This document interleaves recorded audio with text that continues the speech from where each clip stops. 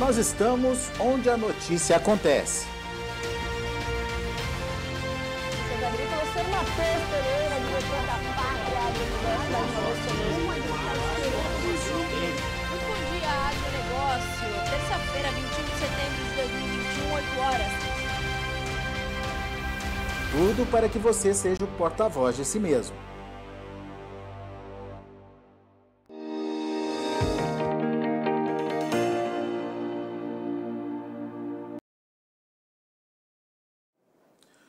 Olá, muito boa tarde a você que nos acompanha aqui pelo site Notícias Agrícolas. Está na hora do nosso boletim acompanhando o que anda acontecendo aí com o mercado do boi. E dessa vez a gente vai lá para o Mato Grosso do Sul para entender a situação dos pecuaristas por lá. Quem conversa com a gente e traz mais detalhes sobre a situação é o Frederico Stella, diretor da FamaSul. O Fred é pecuarista também e está vendo aí literalmente o preço da arroba derreter lá no estado. Seja bem-vindo, viu, Fred? Obrigado mais uma vez pela participação conosco aqui no Notícias Agrícolas. Como é que está a situação por aí e dá para dizer que produtor, que pecuarista já está tendo problemas para fechar as contas por aí, Fred? Bom dia, Alexander. Então, eu acho que já dá para falar isso sim. Se a pessoa tiver que sair do boi nesse momento, ele vai realizar lucro, vai realizar prejuízo, infelizmente. Como é que estão os preços, Fred? E como é que foi essa queda aí no estado? Então, nós tivemos um bom momento, bons meses de estabilidade na arroba, Alexander. Em torno de 310 a 315 reais, e parecia que ia virar isso, por um 320 numa época dessa. Hoje nós estamos entre 275 e 280 reais. Ah, é? E o que acontece, Fred? É a falta da China, literalmente? É claro, é como no país todo, né, Alexandre? A gente está dependente da China, isso aí não é novidade nenhuma. Saindo o nosso maior comprador, não tem como não refletir no mercado, né? Aqui no estado, no Mato Grosso do Sul, 1/3 das exportações é para a China. Os demais países estão comprando normalmente, Fred? Ainda continuam comprando, o Alexander, mas o peso da China não tem jeito, ele reflete no mercado igual está refletindo no resto do país. Né? E essa falta da China tem gerado que consequências aí? Frigoríficos têm diminuído a produção, tem diminuído a demanda? Algumas plantas deram férias coletivas, né? Os frigoríficos que trabalhavam mais com a exportação para a China, que existiam algumas plantas só para isso, estão meio paralisados, e todo mundo trabalhando frouxo, todo mundo bem abaixo da capacidade, só atendendo um pouco a exportação ainda de outros países, mas a grande maioria é mercado interno, que está bem devagar. Dá uma ideia para a gente como é que está essa relação aí das compras de outros países. Você me falou que a China era responsável por mais de 30%, então, 1/3 aí das exportações do Mato Grosso do Sul. A China, só a China 24%, só que a gente coloca Hong Kong também, com mais 10%. Então seria 34%, 1/3 das exportações aqui do estado vai para a China. Literalmente. Aí nós temos, literalmente. E um outro grande comprador nosso é o Chile, né, com 20, 1/5 das exportações. E depois os Estados Unidos com 12%. São os maiores compradores. Mas só essa demanda de Chile e Estados Unidos não tem ajudado a mudar esse quadro, então, Fred? Não muda, né, Alexander? Porque o grande comprador mesmo, o 30% aí está na mão dos chineses. Eles pararam, esses 30% fica no mercado interno, né? Pois é. E o mercado interno não está absorvendo, Fred? Alexandre, não, porque era final de mês, né? Eu acredito que agora, nessas 2 primeiras semanas de outubro, como é normal e natural, aumenta o consumo interno, né? O pessoal recebe salário e tudo.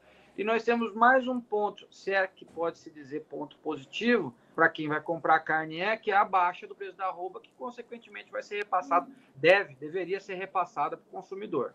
Mas isso ainda não está concretizado, né? Esse repasse da baixa para o consumidor, né? Não, ainda o mercado não vem muito bom o mercado interno, não. Eu acredito que agora vão começar a entrar os bois mais baratos, né? Porque a indústria vinha trabalhando ainda com boi caro. Então, boi caro não, boi de 300. Então, agora vai começar a entrar esse boi de 280, 275, que é onde está hoje a escala, e aí sim vai ter condição de baratear o preço da carne. Vai pegar nessas 2 primeiras semanas do mês, que não é de todo ruim, não. Então, eu acredito que um aquecimento pontual no consumo interno talvez vá ajudar a gente a segurar um piso para a arroba do boi aí. Ô Fred, só para a gente entender a dinâmica de comercialização e de consumo aí no estado, né? O consumo interno, ele tem reduzido em relação ao ano passado? Aqui no estado do Mato Grosso do Sul, 12% de janeiro a agosto em relação ao ano passado. Consumo de carne bovina. Consumo de carne bovina. É bastante, viu, Alexandre? 12% não é pouco, não. E o mercado externo ajudava nesse processo, pelo menos? Então, nós vimos com uma queda de 12% no mercado interno, mais um aumento de 6% na exportação. Isso vinha equilibrando o mercado, até porque nós estamos, eu não tenho dados precisos aqui, mas nós estamos produzindo menos mesmo um pouco esse ano. Então, estava equilibrado, com a exportação um pouco maior, o consumo interno um pouco menor, tá aí, por isso a estabilidade de preço por um período tão longo como foi. Só que agora, saindo a China com 30% da compra, bagunçou o coreto aí. Ô Fred, mas me diz uma coisa, qual é o fôlego do pecuarista por aí? Dá para esperar mais um pouco? Dá para esperar o retorno da China? Ou não tem jeito, já tem gente entregando mesmo nesses patamares de preços? Olha, Alexandre, tem de tudo gosto. Porque tem aquele pecuarista que vinha capitalizado e que talvez tenha pouco boi no trato, ou então tem aquele boi no trato um pouco mais barato. Esse consegue segurar, esperar um pouco mais, que é o que eu faria se eu pudesse. Agora tem aquele que está com o boi fechado no confinamento no custo caro, ele está com uma espada no pescoço. Porque se ele esperar, se não der certo a China não voltar, ou se o preço não reagir rapidamente na hora que a China voltar, esse cara está aumentando o prejuízo, segurando o boi no confinamento. Ou ele já realiza o prejuízo logo de uma vez sem esperar a China. Então, depende de cada um, né, Alexandre? Agora, eu acho que aquela pessoa, aquele pecuarista, precisa pagar a conta agora no começo do mês, vai vender aquela quantidade, realizar o prejuízo agora para honrar os compromissos e segura o resto, tenta segurar um pouco aí, né? É um momento bastante delicado, então, Fred. É difícil, né? Porque a gente não tem como prever nada, né? Só tem que prever que os chineses agora entraram em feriado e muito provavelmente não vão decidir nada essa semana. Então, não acredito eu, né? Não veremos um resultado positivo da China essa semana de jeito nenhum. Talvez na semana que vem, que é o que eu acredito. Agora, isso vai refletir imediatamente nos preços da arroba? A gente não sabe, né?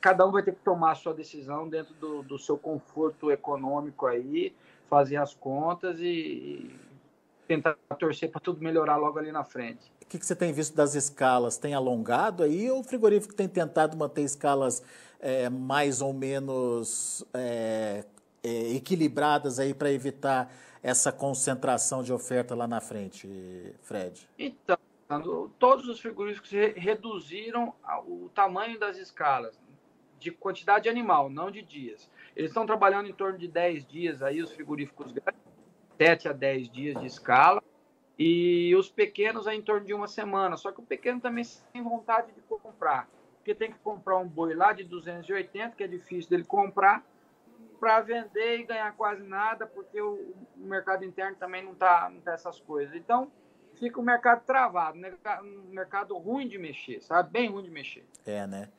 Bom, vamos aguardar. O segredo, então, é esperar pela volta da China. Me parece que já começaram algum tipo de acordo com a Argentina e, enfim, vão precisar da carne brasileira também, né, Fred? Meu ponto de vista em relação à Argentina, que foi uma notícia para nós, nesse momento, negativo. Né? qual o volume que eles terão para exportar. Mas os chineses comprando deles lá, diminui um pouco a dependência deles conosco, né? Até então a China tinha lá a sua restrição de exportação, né? Tinha um controle mais rígido da exportação lá e a demanda voltava para o Brasil. Agora a Argentina volta a ser um fornecedor chinês e isso é ruim, né? Para nós não é bom, não. Os irmãos tinham que ficar fechados mais um tempo, né? É verdade, Fred.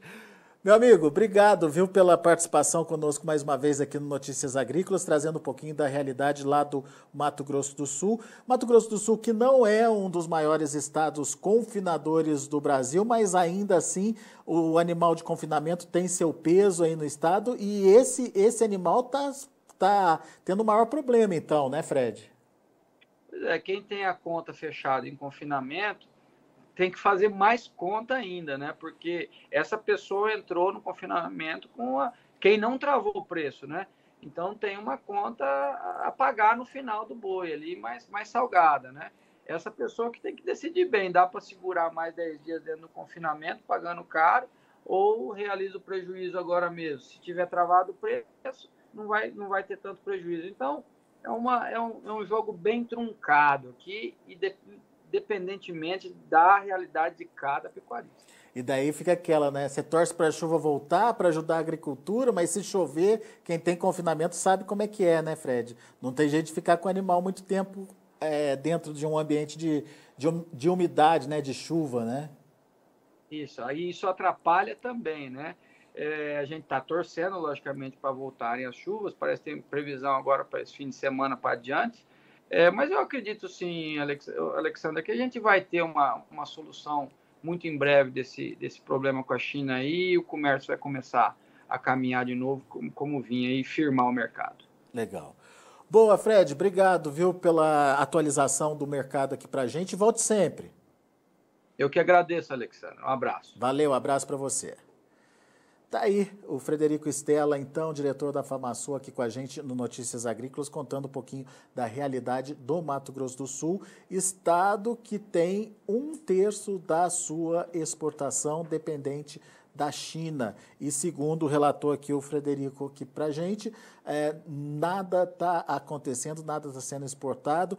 As exportações para Chile e Estados Unidos, que são os outros 2 países que compram também do estado, estão normais, no entanto, o volume é menor do que a China e toda a demanda que iria para a China tem se voltado para o mercado interno e isso está pressionando aí as cotações cada vez mais. O mercado despencou, segundo o Fred, daquele patamar máximo que a gente viu de negociação por lá, na casa dos 315 até 320 reais. O mercado está pagando agora R$ 275 reais pela arroba.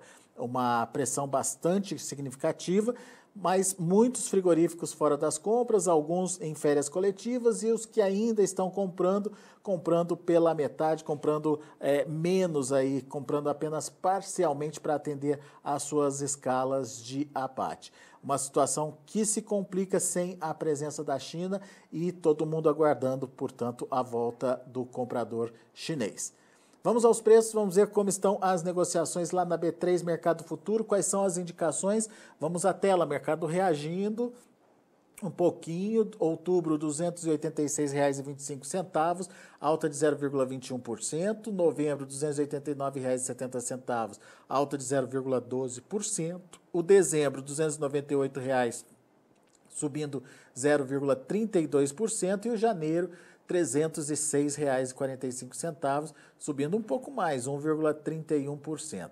O indicador CPEA fechou com queda forte ontem de 1,09% a R$ 291,60.